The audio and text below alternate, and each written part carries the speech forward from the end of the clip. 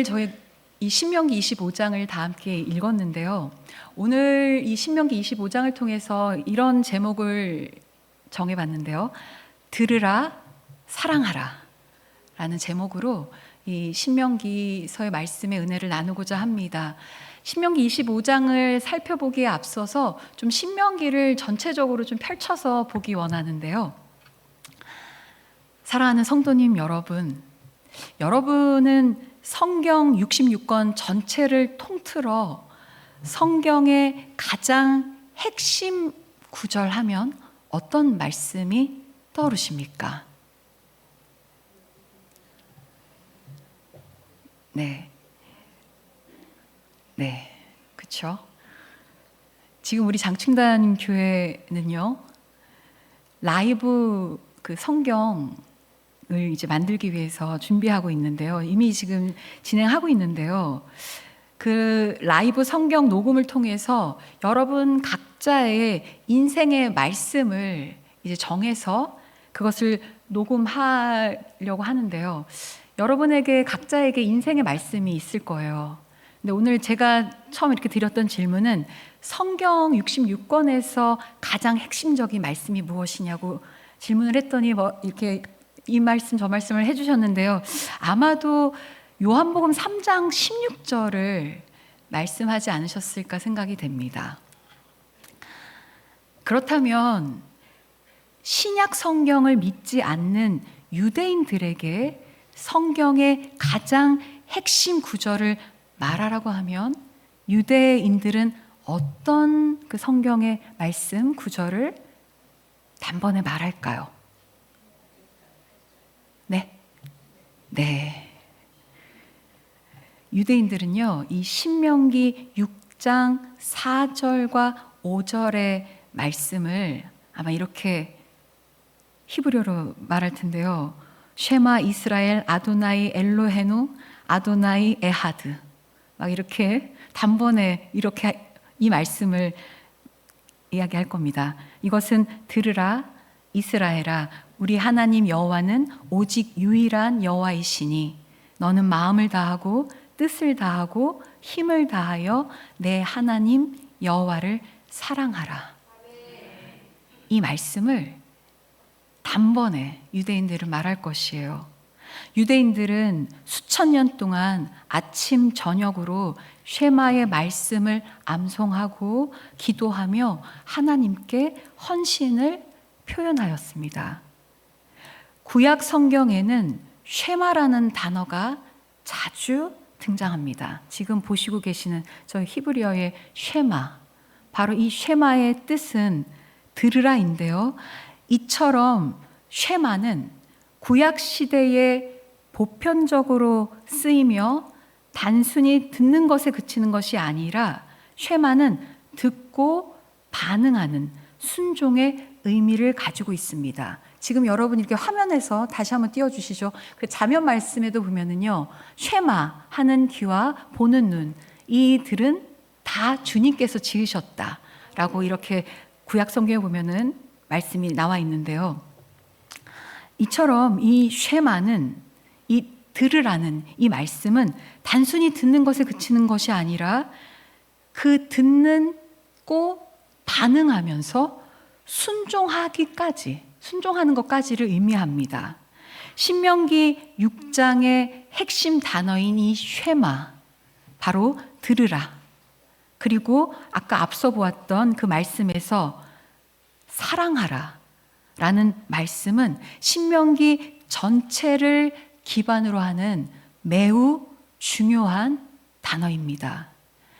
신명기는 모세 오경의 마지막 책으로 모세의 3편의 설교가 기록되어 있습니다. 모세는 가나안 입성을 앞두고 모압 평지, 그 모압 평원에서 새로운 세대를 향하여 설교하였는데요. 모세는 시내산 언약의 주역들이었던 부모님 세대의 죄악을 다음 세대가 답습하지 않기를 간절히 바라며 이제 가나안 땅을 밟을 새로운 세대를 향하여 이 신명기서의 이 모세의 설교를 선포하고 있는데요.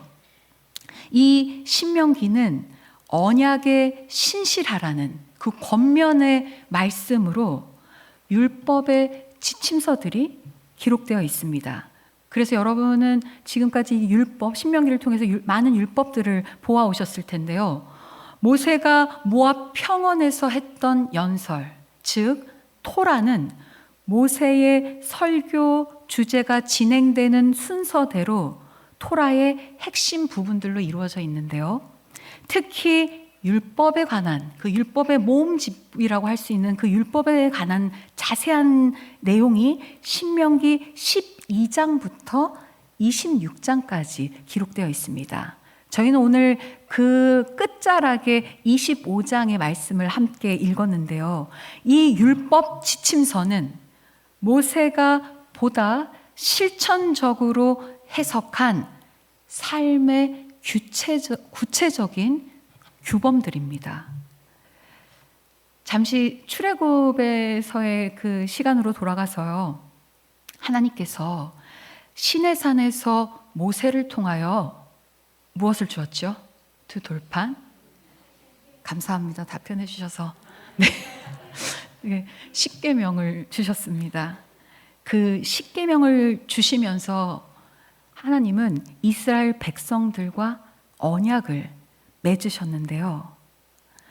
그래서요, 이 언약을 하나님과 맺었다는 것은 더 이상 애굽에서의 살았던 그 종되었던 종의 삶이 아닌 자유인으로서 살아가게 하기 위함이었습니다. 이스라엘 백성들은 사명을 가진 민족입니다. 언약을 맺었다는 것은 바로 그 하나님의 부르심 앞에 이제는 더 이상 종이 아닌 자유인으로서 하나님의 사명을 받은 민족으로 거듭나게 된 것이에요. 하나님은 바로 이 이스라엘 백성들에게 사명을 주신 것입니다. 이스라엘 백성들은 거룩하여 구별된 땅, 그 바로 시내산과 같이 하나님이 허락하시는 새 땅, 그 가나안 땅에서도 하나님의 언약 백성으로서 그 하나님이 부여해 주신 그 사명을 가지고 삶을 살아내야 한다는 것이에요. 이스라엘 백성들은 제사장과 같은 중보 사역자이기도 합니다. 이스라엘 백성들은 구원의 하나님의 은혜를 입은 자들로서 하나님의 복의 통로로 살아가야 하는 것입니다. 이것은 구별된 삶을 살아야 하는 우리 그리스도인에게도 마찬가지입니다. 옆 사람을 한번 보십시오. 바로 옆 사람은 복의 통로예요. 네, 복의 통로입니다. 여러분은 복의 통로예요. 하나님과 언약을 맺은 복의 통로입니다. 네, 이렇게 하나님께서는 우리 그리스도인을 복의 통로로 또 거룩한 백성으로 삶을 살아야 한다고 말씀하셨습니다. 조금 제가 성경을 펼쳐서 본다고 했는데요. 신약으로 좀 뛰어넘어서 베드로전서 2장 9절에서는 이렇게 주님이 말씀하고 있는데요. 이건 동일하게 또 구약 성서에도 있습니다. 베드로전서를 먼저 보면 2장 9절에서 너희는 택하신 족속이요 왕 같은 제사장들이요 거룩한 나라요 그의 소유가 된 백성이니 이는 너희를 어두운 데서 불러내어 그의 기이한 빛에 들어가게 하신 이의 아름다운 덕을 선포하게 하려 하심이라. 이 말씀과 되게 유사한 말씀이 출애굽기 19장에도 나옵니다. 19장부터 시내산에 올라가는 이야기가 나오는데요. 제가 읽어드리면요. 출애굽기 19장 5절과 6절을 보면요. 세계가 다 내게 속하였나니 너희가 내 말을 잘 듣고 내 언약을 지키면 너희는 모든 민족 중에 내 소유가 되겠고 너희가 내게 대하여 제사장 나라가 되며 거룩한 백성이 되리라. 너는 이 말을 이스라엘 자손에게 전할지니라. 이렇게 세상과 구별된 거룩한 백성으로 우리는 삶을 살아가야 합니다. 그 거룩함으로 세상의 빛이 되어 세상 사람들을 하나님께로 인도하는 여러분 한 사람 한 사람은 바로 복의 통로인 것입니다. 우리 그리스도인은 하나님의 은혜를 입은 자로 하나님의 뜻을, 하나님의 나라를 세워가야 하는데요. 어떻게 하나님의 나라를 세워갈 수 있을까요? 여러분 각자에게 또 이런 질문을 한번 해보고 싶습니다. 나는 공동체 혹은 사회를 세우고 사람을 주님의 사랑으로 살리는 사람입니까? 이 질문은 여러분의 삶의 자리에서 어떻게 하나님의 나라를 이루어가야 하는지에 대한 것과 관련이 있습니다. 하나님께서 모세를 통해 주신 십계명은 하나님 사랑에 대한 1절부터 4계명까지요. 하나님의 사랑에 대한 것이 나와 있고요. 5절로 또 5계명부터 10계명은 이웃사랑에 대한 말씀을 보여줍니다. 율법의 대표적인 이 10계명인데요. 더 나아가 하나님께서는 신명기 말씀 안에서 구체적인 율법의 지침서를 통해 우리 그리스도인이 어떻게 하나님 나라를 이루며 살아가야 되는지를 구체적으로 말씀하고 있습니다. 시내산에서 받은 십계명과 그 십계명을 주님께서 그때에도 잘 풀어서 설명해 줬지요. 율법들, 그 율법들은 앞으로 새로운 세대가 척박한 가나안 땅에서도 영적, 정치적, 경제적, 그리고 사회 문화적 사명들을 반드시 성실하게 살아내야 하는 그런 과업과도 같은 말씀입니다. 신명기는 여러분이 앞서 보아왔듯이요, 세 부분으로 나눌 수 있는데 지금 저희는 그 중간 부분에 이 신명기 25장은 그 중간에 마지막 지점에 있는데요. 먼저 도입부 1장에서 11장은 하나님의 은혜를 망각하고 불순종의 죄를 범한 부모 세대를 닮아서는 안 된다고 말씀하는 말씀이 기록되어 있습니다. 하나님께서 신의 산에서 맺었던 언약을 새로운 세대는 신실하게 지킬 것을 당부하면서 이 십계명을 토대로 특히 이 쉐마의 말씀, 그 말씀을 선포하며 오직 유일하신 여호와 하나님만을 사랑해야 한다고, 그 하나님께만 순종해야 된다는 그 말씀을 이 율법을 통해서 말씀하며 모세는 지금 이 새로운 세대를 향하여 간곡히 당부하며 권면하고 있는 것입니다. 여호와 하나님을 사랑한다는 것은요, 단순히 감정적인 사랑을 말하는 것이 아닙니다.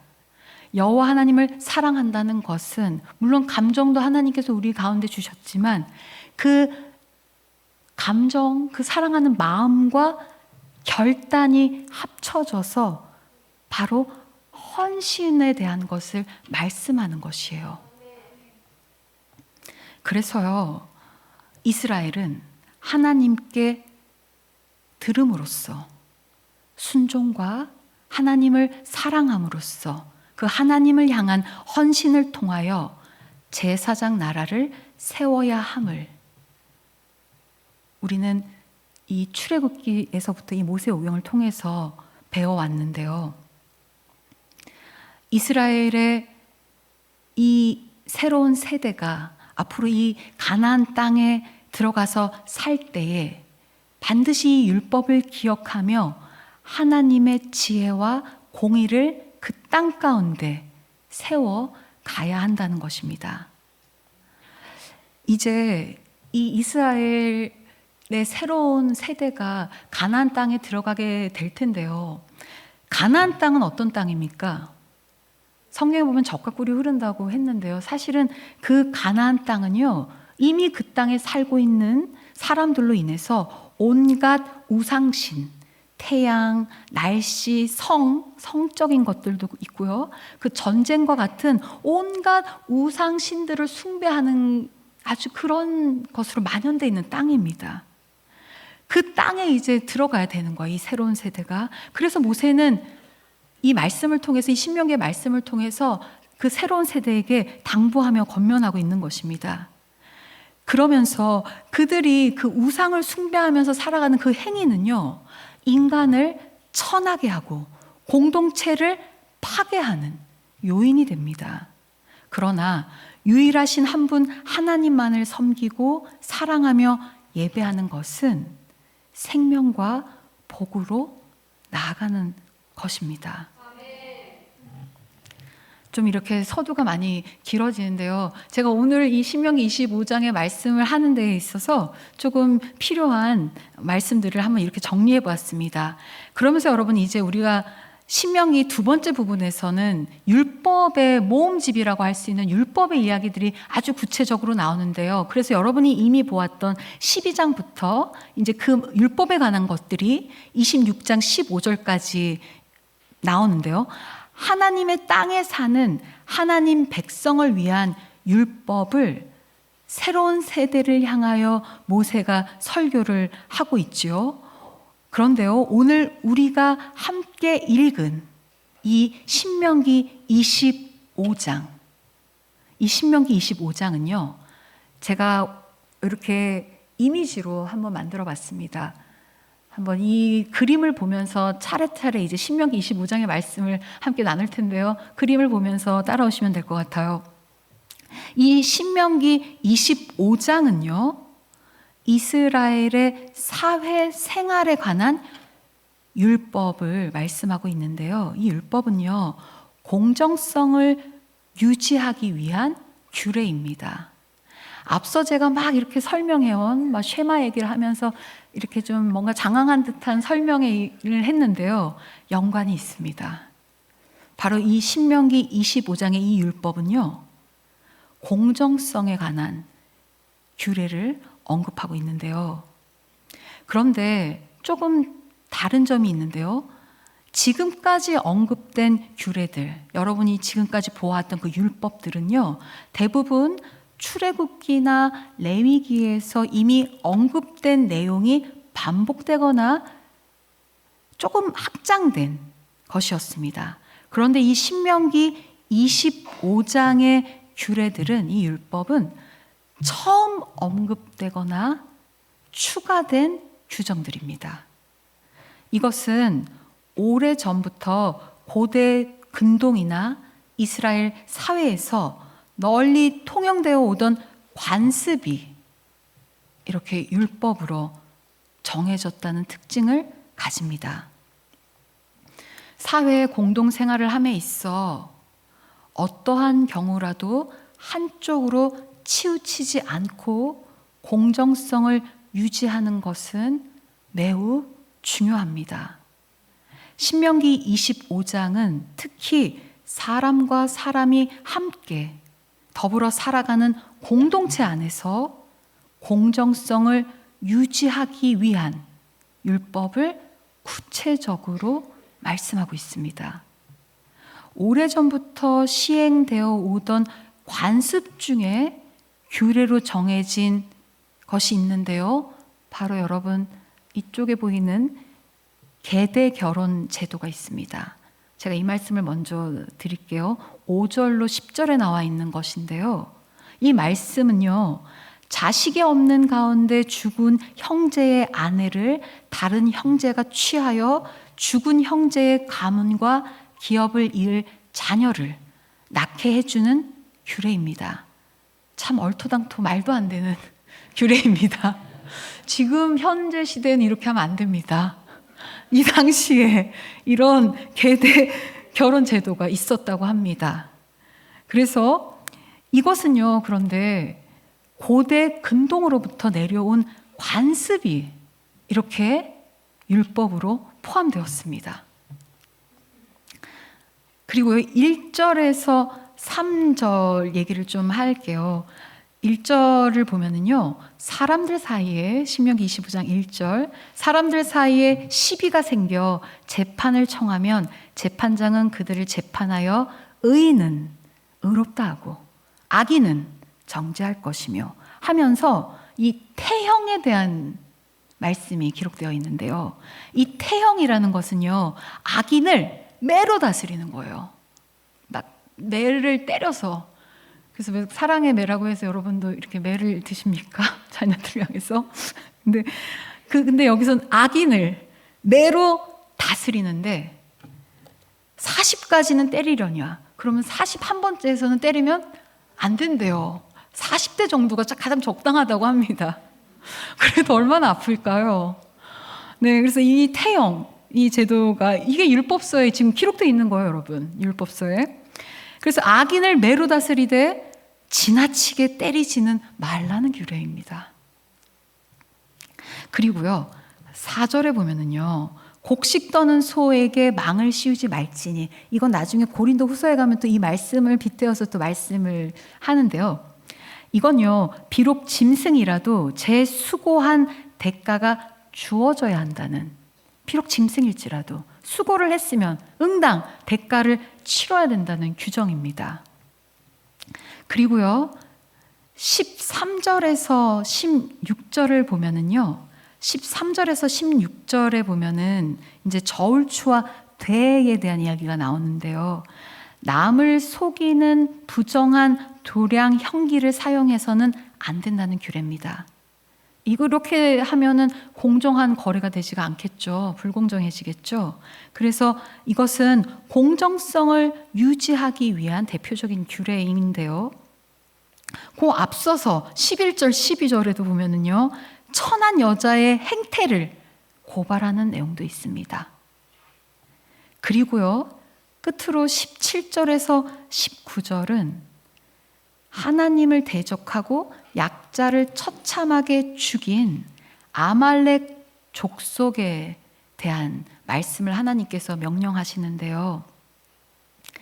지금 여러분이 신명기 25장의 이 율법서의 말씀들을 통해서 공정성을 유지하기 위해서 하나님께서 정해주신 법을, 그 규례를 지금 보고 계십니다. 그러면서 이 끝절에서 좀 생뚱맞지 않으십니까? 갑자기 아말렉 얘기가 나왔잖아요. 근데 연관이 있습니다. 아말렉 족속들은요, 참 비열했어요. 약자들을 괴롭히고 약자들을 처참하게 죽였습니다. 아무 힘이 없는 약자들을 말이죠. 그리고 되게 비겁하게 전쟁을 했어요. 그래서 하나님은 이들을 반드시 진멸해야 된다고 명령하십니다. 이게 율법서 안에 지금 들어 있습니다. 이것은요, 하나님의 공의를 조차 이스라엘이 추구해야 할 엄정성과 공정성에 대해서 강조하는 말씀인데요. 이 아말렉 족속에 대해서 조금 더 자세히 말씀을 드리면요, 아말렉을 향한 하나님의 심판에 대한 말씀이거든요. 이 아말렉을 향한 하나님의 심판과 제사장 나라를 제가 서두에서 좀 언급했잖아요. 이 제사장 나라의 사명은 동전의 양면처럼 매우 밀접하게 연결되어 있습니다. 하나님께서 제사장 나라를 세우시려는 목적은 거룩한 통치에 있습니다. 그런데 아말렉은 그 통치를 정면으로 거부하는 악의 원리를 보여주고 있어요. 약자를 괴롭히고 약자를 죽이며 불공정한 거래를 통해서 약자들을 갈취하는 그러한 그 아말렉 족속들의 그 행태를 통해서 주님은 공정성이 무엇인가에 대해서 여실히 보여주고 계시는 것입니다. 그 악의 원리와 같이 그렇게 행동하는 그 아말렉을 향해서 주님은 반드시 진멸해야 된다고 말씀하고 있는 것입니다. 이스라엘이 가나안을 정복하고 그곳에 정착하게 되면 반드시 아말렉 족속을 멸절시켜야 하는 것은 바로 하나님의 명령인데요. 하나님께서 이렇게까지 그들을 완전히 진멸해야 한다고 말씀하신 이유가 무엇입니까? 제가 조금 말씀드렸는데요. 하나님 왜 이렇게까지 반드시 완전히 진멸해야 된다고 말씀하신 이유가 무엇일까요? 바로 그들의 약자들을 괴롭히고 약자들을 죽이고 약자들의 그것을 갈취하는 그들의 그 비열한 방법들을 주님께서는 용납할 수가 없는 것입니다. 그들은요, 그 아말렉 족속들은 하나님을 당연히 두려워하지 않기에 아무런 거리낌 없이 그렇게 기습 공격을 하며 하나님의 주권적인 사역을 회방합니다. 어떻게든 하나님의 나라가 이루어지지 못하도록 회방하는 것이에요. 오늘을 살아가는 우리의 삶 속에서도 이러한 아말렉 족속과 같은 그러한 행태들을 볼 수가 있는데요. 우리의 삶 속에서도 하나님의 정의가 무너지는 이 아말렉 족속과 같은 그런 행태들이 들끓는 모습들을 보게 됩니다. 세계의 전쟁이 발발했습니다. 지금 잠시 휴전 상황 가운데 있긴 하지만요. 왜 저들은 저렇게 싸우는 것일까요? 세계는 저마다 자국의 이익을 위해서라면 무력을 이용해서라도 이권을 침탈합니다. 전쟁도 불사하는 오늘을 우리가 살아가고 있습니다. 구약의 그 수많은 전쟁과 다를 게 없어요. 오직 자국의 이익을 위해서라면 무력을 이용해서 약자들을 짓밟고 그 무력을 이용해서 처참하게 그렇게 그들은 그러한 행태로 나아가는 것입니다. 그리고 여전히 세상의 사각지대에 소외된 계층들이 힘겹게 살아가고 있습니다. 불공정한 거래가 세상에 만연해 있습니다. 여러분 멀리 있지 않아요. 여러분이 살고 있는 그 삶 속에 지금도 불공정한 거래가 계속되고 있습니다. 여러분은 그 불공정한 거래의 피해자이거나 혹은 나도 모르게 가해자일 수도 있을 텐데요. 그리고요, 점점 빈부의 격차가 심해지고 있습니다. 빈부의 격차가 심해지면 어떤 일이 발생할까요? 빈부의 격차가 심해지면 사회 전반에 걸쳐 갈등이 증폭되고요. 계층 이동성이 저하하고 사회적 안전망의 약화와 같은 심각한 현상들이 나타나고 있습니다. 이미 나타났어요. 이것은 경제적인 문제를 넘어 공동체의 결속을 흔드는 요인이 됩니다. 공동체가 무너져요. 그러한 곳에 지금 우리가 살아가고 있습니다. 가나안 땅과 지금 이 땅이 다르지 않습니다. 온갖 우상 숭배와 이단과 세상의 이 부패함, 불공정한 거래들, 우리는 지금 그러한 세상을 살아가고 있습니다. 신명기의 말씀, 특별히 오늘 읽었던 신명기 25장의 율법은 현 시대를 살아가는 우리와는 전혀 상관없는 말씀입니다. 그러나 그렇지 않습니다. 현재도 사람들 사이에 시비가 생겨 시시비비를 가리려고 싸우다가 법대로 하자고 해서 법정에 가서 이렇게 판정을 받고 그러죠. 법대로 하자고 합니다. 하지만 우리 그리스도인은 압니다. 진정한 참된 재판장이 누구신지. 그 재판장은 바로 하나님이십니다. 오직 공의의 하나님만이 오직 온전하고 공정한 저울추를 두시며 온전하고 공정한 되로 심판하십니다. 시편 50편 6절에서 하늘이 그의 공의를 선포하리니 하나님 그는 심판장이심이로다 라고 말씀하였습니다.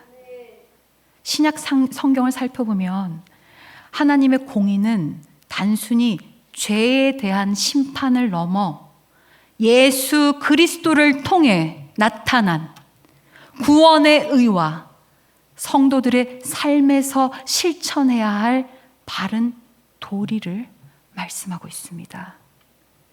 그러므로 예수님은 율법을 완성하신 분이십니다. 로마서 3장 21절로 25절을 제가 새번역 성경으로 읽어드리면서 이제 말씀을 정리할 때가 오고 있는데요. 그러나 이제는 율법과는 상관없이 하나님의 의가 나타났습니다. 그것은 율법과 예언자들이 증언한 것입니다. 그런데 하나님의 의는 예수 그리스도를 믿는 믿음을 통하여 오는 것인데 모든 믿는 사람에게 미칩니다. 거기에는 아무 차별이 없습니다.